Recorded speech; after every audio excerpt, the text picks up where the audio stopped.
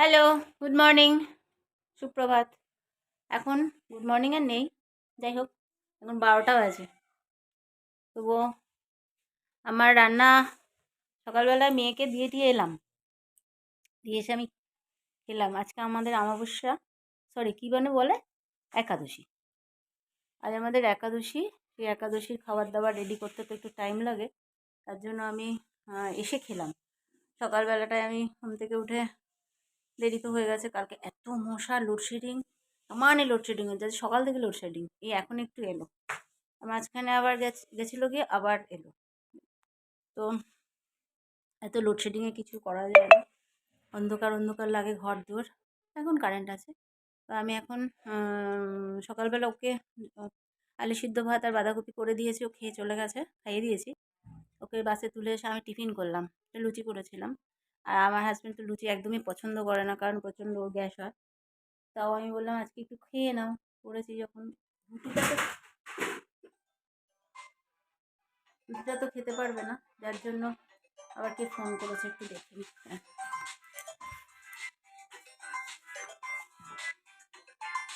Call মিস্ত্রি। তো আমার হাজব্যান্ডের একটা ফোন এসেছিল। যাই হোক, তো আমি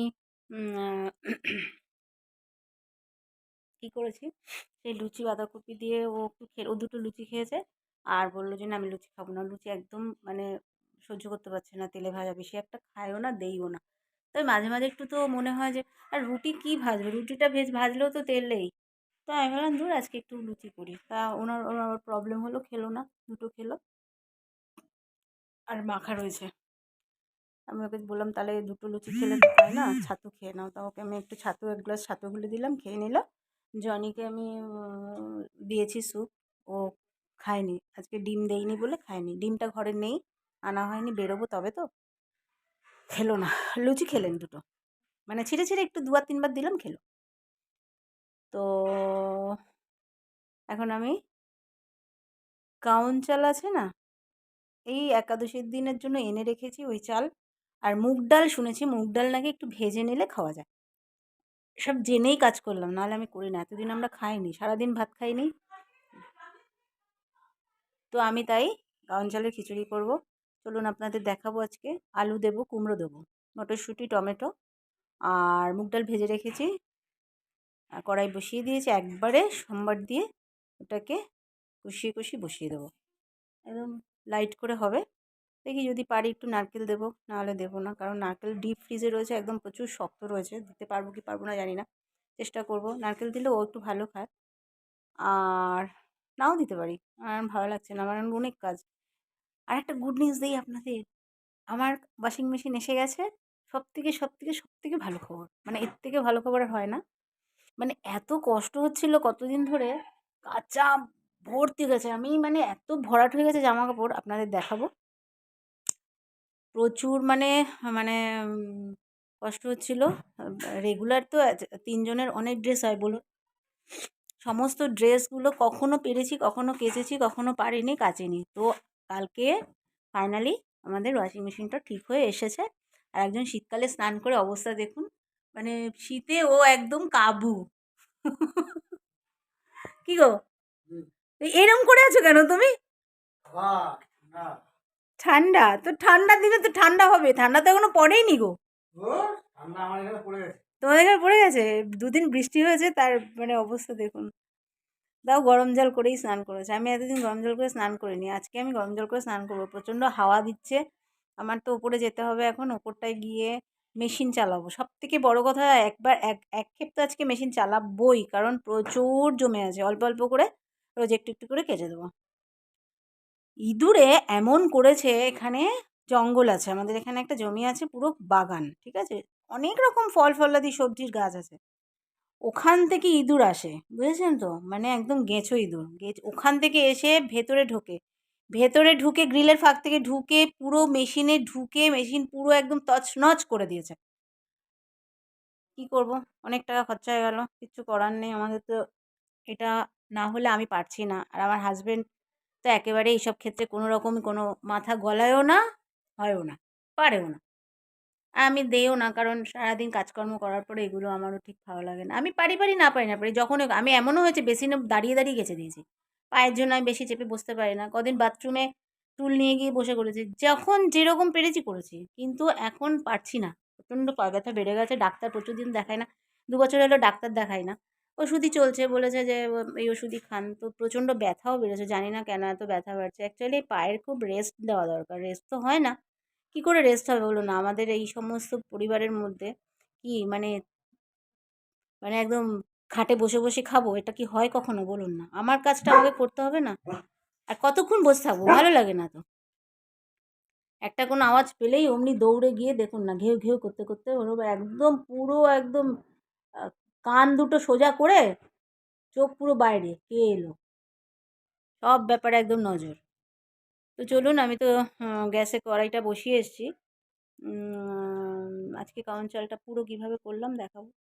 আমি ভিডিও দিতে পারিনি কারণ আমার প্রচণ্ড এখানে নেটওয়ার্ক প্রবলেম হচ্ছে। কারেন্ট চলে যাচ্ছে এখানে প্রচুর, মানে মানে জানি না নেট প্রবলেম হচ্ছে কেন এত। আজকে তো সকাল থেকেই কারেন্ট অফ, তাই না গো? হ্যাঁ, এখন কারেন্টটা এসছে। মাঝখানে আবার চলে গেছিল না? পাম্পের জলটাও আজকে ভালো মতো তোলা হয়নি। তো চলুন, আমি আজ রান্নাটা পুরো দেখাই। কাউন চালের খিচুড়িটা আমি এমনি রান্না দেখাইনি। কাউন চালের খিচুড়িটা দেখিয়েছি, খেয়েছি, কিন্তু আজকে পুরোপুরি রান্নাটা দেখাবো। চলুন। তুমি ওপরে যাচ্ছ তো? ফুলটা নিয়ে যেও। পুজোটা দিয়ে দিলে আমার ভালো হয়, শান্তি হয়। মানে আমার না হলে আবার এত কাজ করে পারবো না। আবার আমার রান্নাঘর গোছানো হয়নি এখনো, সমস্ত ছড়িয়ে ছিটিয়ে আছে। তো এখন তাহলে আমি ব্যাক ক্যামেরা, ঘি দিয়েছি, শুকনো লঙ্কা, তেজপাতা আর একটু জিরে দিয়ে দিলাম, সাদা জিরে দিয়ে দেবো হচ্ছে সবজি। তবে একবারে বসাবো আর কি।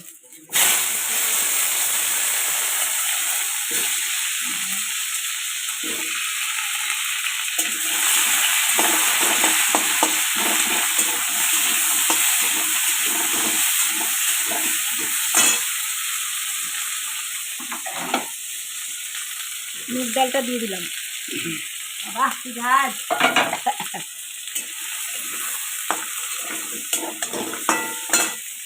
মুগ ডালটা দিয়ে দিলাম।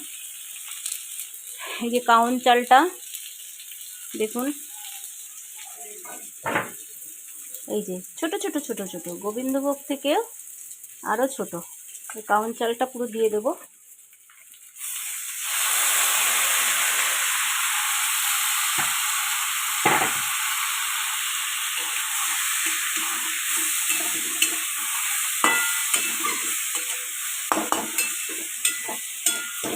অন্যদিন কি করি, পরে সোমবার দিই, কিন্তু আজকে আমি কি করলাম, পুরো একবারে সোমবার দিয়ে বসালাম।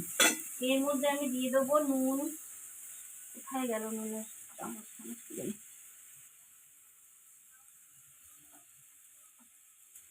স্বাদ মতো নুনটা হবে। হলুদ দেব, বিশেষ কিছু দেব না, খিচুড়ি যেরকম হয় ওরমই করবো। গরম জল করে নিয়েছি আগে।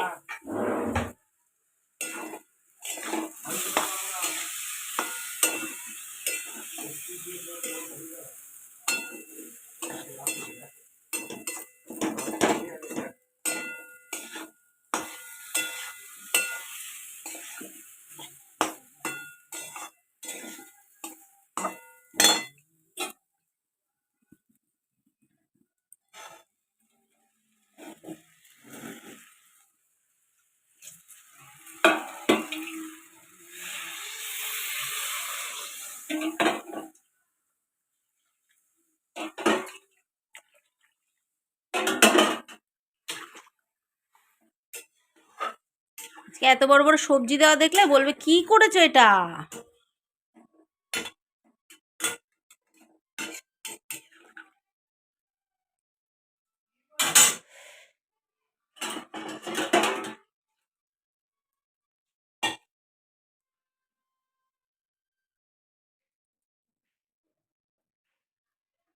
লঙ্কা দেবো, লঙ্কাটা দিয়ে দিলাম, আর এই যে মটরশুঁটিগুলো দিয়ে দিলাম। ফুলকপি আজকে আর আনতে পারিনি, ভেবেছিলাম আনবো, তা ভুলে গেছি।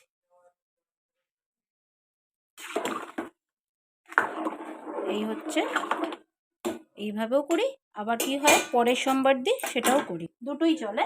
তো আজকে আমি পুরো ইয়ে করে দিলাম আর কি, একবারেই দিলাম।